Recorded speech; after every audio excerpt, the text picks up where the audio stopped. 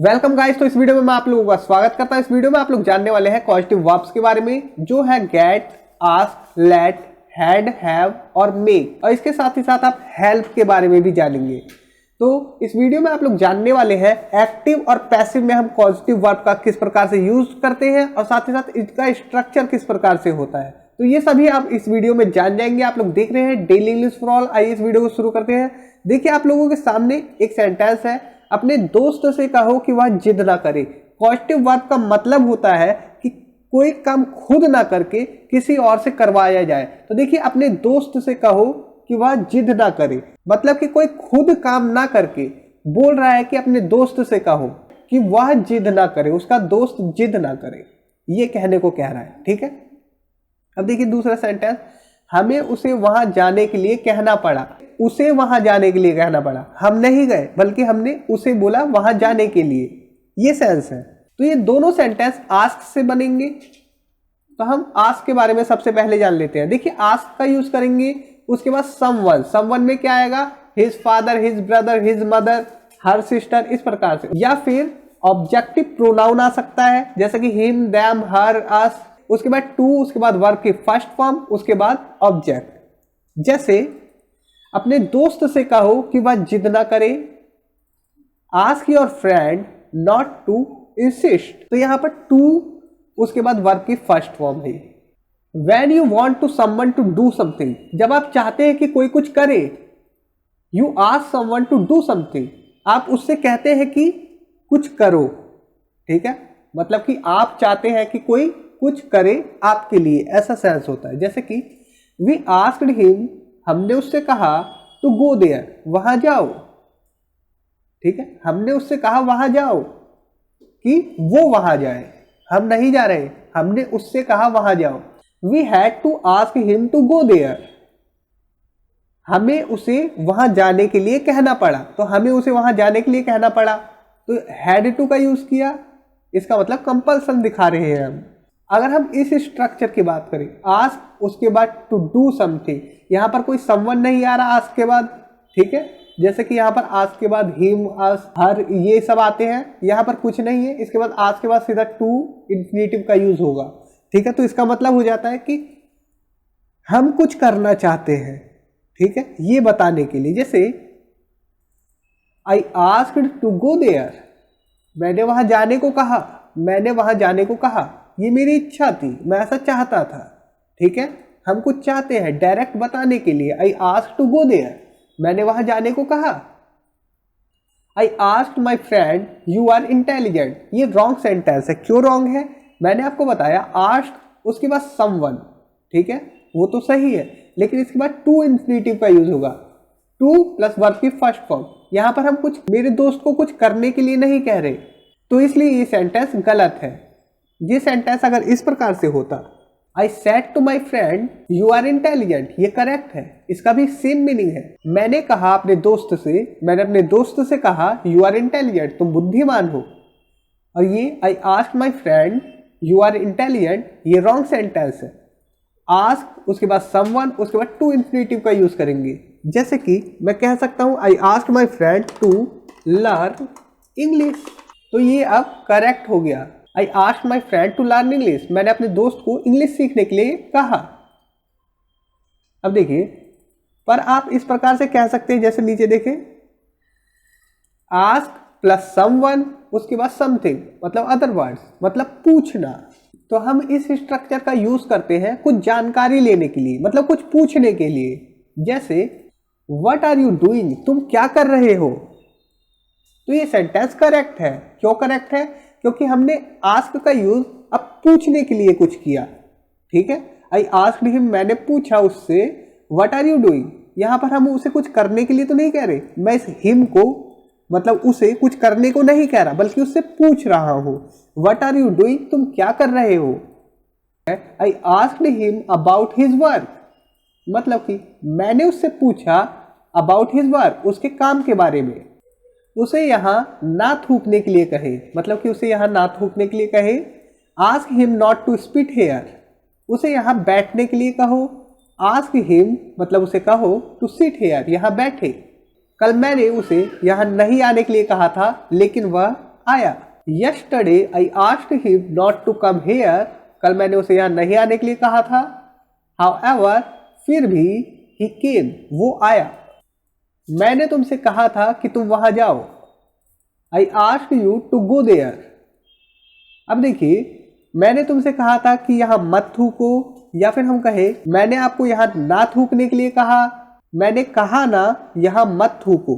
इस सभी को आप लोग इसी एक सेंटेंस से बना सकते हैं। I asked you not to spit here, तो यहां पर हिंदी के सेंस पे ना जाए। ये देखिए इंग्लिश का जो सेंटेंस है उससे क्या सेंस निकलता है।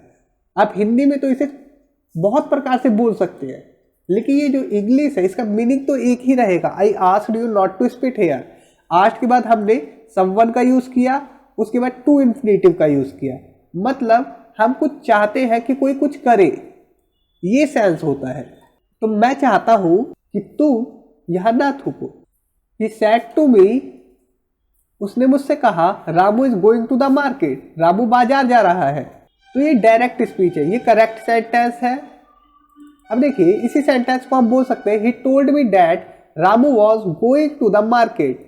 ये भी करेक्ट सेंटेंस है। आप कहेंगे यहाँ पर वॉज क्यों आ गया और यहाँ इज क्यों है ना। तो देखिए ये डायरेक्ट स्पीच है, इसलिए हम यहाँ पर कुछ भी हो सकता है, कोई सा भी टेंस हो सकता है। लेकिन ये इनडायरेक्ट स्पीच है। He told me that Ramu was going to the market। यहाँ पर अगर ये क्लॉज पास्ट में है तो ये क्लॉज भी पास्ट में ही होगी। उसने मुझे बताया कि Ramu was going to market, Ramu बाजार जा रहा था। अब देखिए अगर आप कहते हैं he told me that Ramu is going to the market, incorrect, wrong है। ठीक है, क्यों रॉन्ग है? देखिए इस वाली क्लॉज को ये पास्ट में है, फिर ये वाली क्लॉज भी पास्ट में होनी चाहिए। लेकिन स्पोकन इंग्लिश में कोई इतना गौर नहीं करता है, तो ये स्पोकन में तो चलता है लेकिन रिटन में ये बिल्कुल नहीं चलेगा। ठीक है, आपको उसे नचाना नहीं चाहिए। You should not make him dance, you should not या शुडंट मेक हिम डांस, आपको उसे नचाना नहीं चाहिए। तो यहां पर मॉडल वर्ब शुड, उसके बाद हमने मेक का यूज किया है, शुड नॉट के बाद मेक का यूज किया है कि आपको कोई काम नहीं करवाना चाहिए। जैसे किसी को हंसाना नहीं चाहिए, किसी को रुलाना चाहिए नहीं चाहिए, किसी को नचाना नहीं चाहिए। तो यहाँ पर you should not make him dance, आपको उसे नचाना नहीं चाहिए। तुम्हें उसे रुलाना नहीं चाहिए था, पास्ट की बात है। You should not have made him cry, तो यहाँ पर ये मेक की थर्ड फॉर्म है मेड, मेड हिम क्राई। ठीक है, आपको उसे रुलाना नहीं चाहिए था, क्योंकि पास्ट की बात है तो हमने शुड हैव का यूज किया। क्योंकि नेगेटिव सेंटेंस है इसलिए हमने नॉट का भी यूज किया। ठीक है, आज तुम्हें उसे नाचने नहीं देना चाहिए, तो आप किस प्रकार से बोलेंगे? लेट का यूज करेंगे। देखिए यू शुड नॉट या shouldn't let him dance today, मतलब आपको उसे नाचने की आज्ञा नहीं देनी चाहिए।